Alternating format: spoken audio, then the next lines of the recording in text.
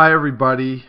I'm doing a topic today that it's a serious topic, and I really thought, oh, write some notes and do some research, and I do that too, and yet part of me just wanted to come directly from my heart, from the rawness of the whole experience. And so this title is what it is, and it's We Need to Talk About Suicide.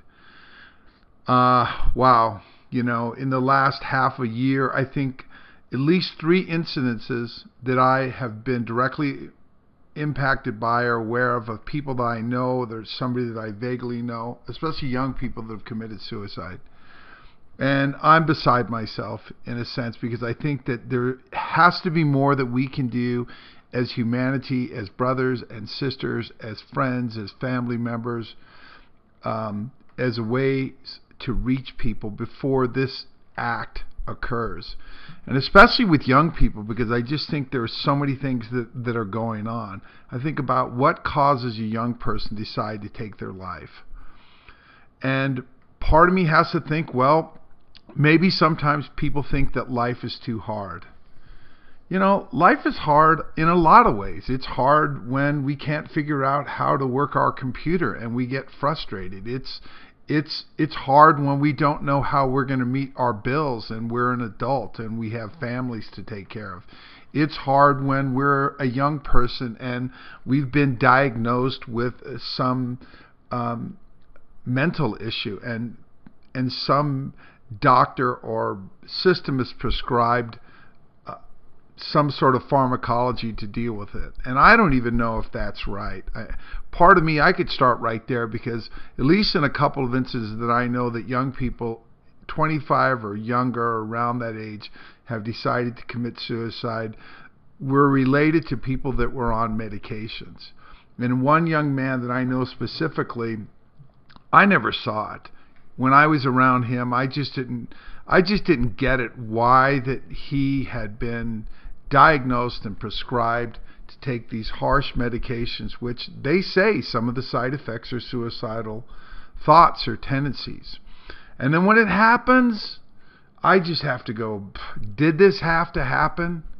Is there something that any of us as friends or as a community could have done to reach out to these people, to help them to connect, to feel like there is a value and there is a purpose and there is a way to get through the things that we're feeling, our thoughts, the feelings that we're having?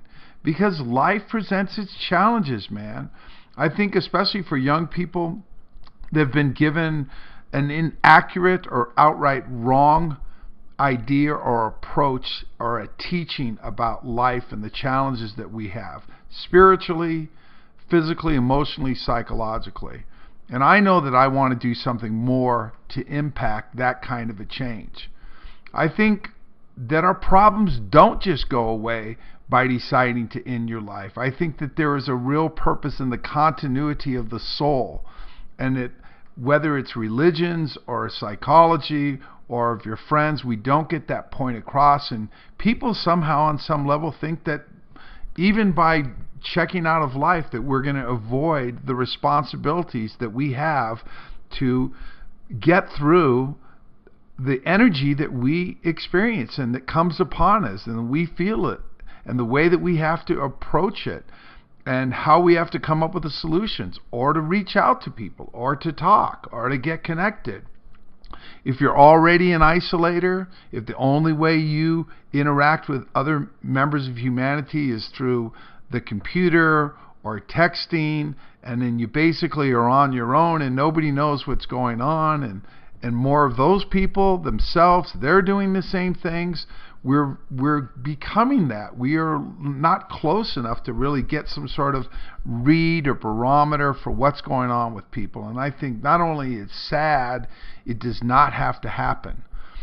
And I think about the importance to reaffirm in people, especially young people, that the stages of life and the way that we are developing are important. Before we get integrated or know ourselves, we're going to go through real uncertainties about how we feel, how we are making it. Are we successful? Do we fit in? Can we find a way to fit in? And that's why I think that creativity is so important. Man, if you're like thinking that you don't belong and you can't make it on this plane, on this earth, and you got to get out, and I know a lot of people that I talk to that are in different kinds of movements. They say, "Oh, I just want to get off this plane, off this dimension." Like there's some free pass that we're going to arrive somehow karmically, or just by deciding that we don't want to like do it here, and it's going to be better for us. I don't believe that. I think that there is an accountability and there's a karma for the reasons for why we have to endure what we do. And when we do, and when we get through it, and when we strive and we get help from others and from God and from Spirit and from reading and sharing, we're going to be better people from it. We're going to have more self-esteem, at least enough self-esteem to say, okay, I can tackle this thing, this experience. I can share, I can open up. Because especially when we, have a connection with God or Spirit or something spiritual. Because I think that it's unfortunate, but I think these souls at inner levels are going to find out that we didn't escape problems. Problems aren't escaped by taking your life. The real value is in working through these experiences and to finding out not only who we are, but what we are capable of. And that is the real joy. It comes from work. It comes from being willing to go into your experiences and your feelings and the way you view yourself and the things that are going on in your head. And I'm not saying that people aren't troubled. I'm not saying that there isn't no place for medications or some of these other therapies, because they probably do. I'm not a doctor. I'm not a suicide counselor. I'm not a health professional, but I'm a person that is, as a man who's already 60, has experienced a lot of these things that young people have, and I'm going, it happens in life. They're a part of the purpose of the development of our soul and of building our character and building our awareness and building our sense of what we can contribute. Man, if you're creative, maybe that creative thing that you can be doing, if it's writing, if it's reading, if it's doing your yoga, if it's practicing drawing, something, that contribution, sometimes that our creative outlook is the only thing that keeps us connected. We have to find things that give us value, that keep us connected. The relationships that we have, even if it's your dog, something that keeps people saying, hey, I can hack this a little bit while longer. I can get through this. I can open up. Go to 12-step meetings. Reach out to counselors, especially to family members. Find a way to do it. Don't just isolate and lock down. It's a bad position to be in if you're really in a bummer and if you're in a downer.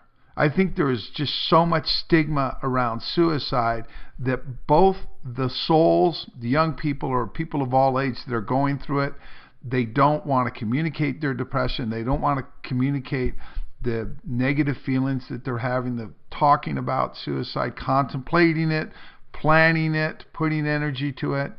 And then sometimes when it happens, the family members or the friends, the lovers, anybody that knows these people, they're shocked. They have no idea that the person was feeling this way.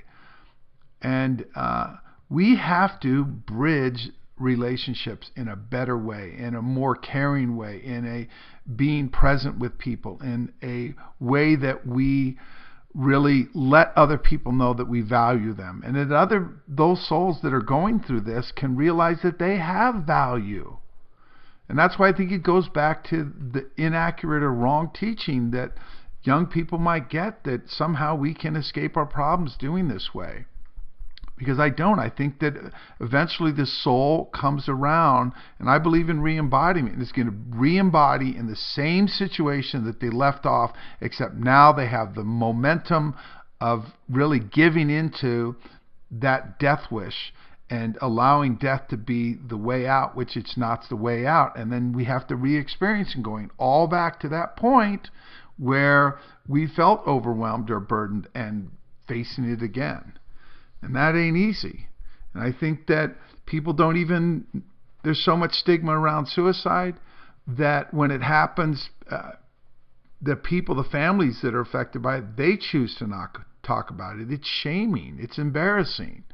I know some family that they had other people believe that their member of their family who killed themselves from a shotgun weapon had another brain injury or something, tried to totally act like it didn't even happen. Then how do we break through and talk about the things that people don't want to talk about if we can't even confront the reality that it's happening and stop others from having to do this, because we are willing to go through and wrestle with and to come to terms with our own pain and the pain of others and find a way to have some sort of light or some sort of caring or love or willingness to walk through those stages with people and know that we're together. Wow. Let me just chill for a second here and regroup, okay? Okay, I just had to take a breath. I had to take something in, because I know that there is the spirit of willingness that every one of us has to find a way to come up with a solution and to let love be the way that we lead in life. Because all aspects of love don't include just when it's all pleasurable. They are aspects of learning and being with things and being with the way that we feel and being with the thoughts that are going through us and finding ways to work together.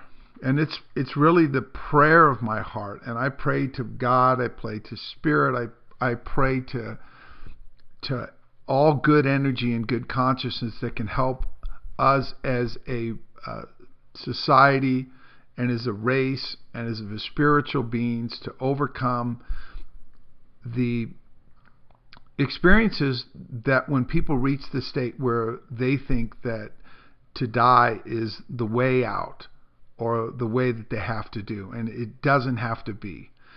So I just want to say a lot of good experiences have come in my life from working through the most difficult things. A lot of development has come from my life from going through heartbreak or of loss or of uncertainty or of not feeling like I fit in or of not knowing, will I ever really matter? Will I grow up? Will I be able to be an adult? Once I'm an adult, will I be able to accomplish something? Do I have a real sense of worth or value? So many things have developed from being able to share with others and to go through hard times and go through experiences and find many forms of beauty or many forms of personal success or many forms of accomplishment or many forms of discovery or many forms of connection that are brought through being able to include a wide range of experiences in life and to have patience with myself, to try and find a way to connect. And this is, once again, I don't know that this topic is just going to easily, we're going to come to answers, but I pray that more of us consider the path of living in all of its forms as a way of overcoming, and to find that experience and that energy within ourselves when we see others who are on the ropes, and to try and connect with people before these things have to occur. And if we're family members and we're close to our brothers or our sisters or friends or somebody, to do what we can to really take time out from whatever we're doing and to bother, how interesting, to really show that we care. Because caring and loving are connected. When you have enough loving and enough caring, people are going to make better choices. So God bless us. God bless all the brothers and sisters. And I know that I'm available here. If anybody has a friend that needs to be talked to, or I want to do it. So God bless us. Thank you.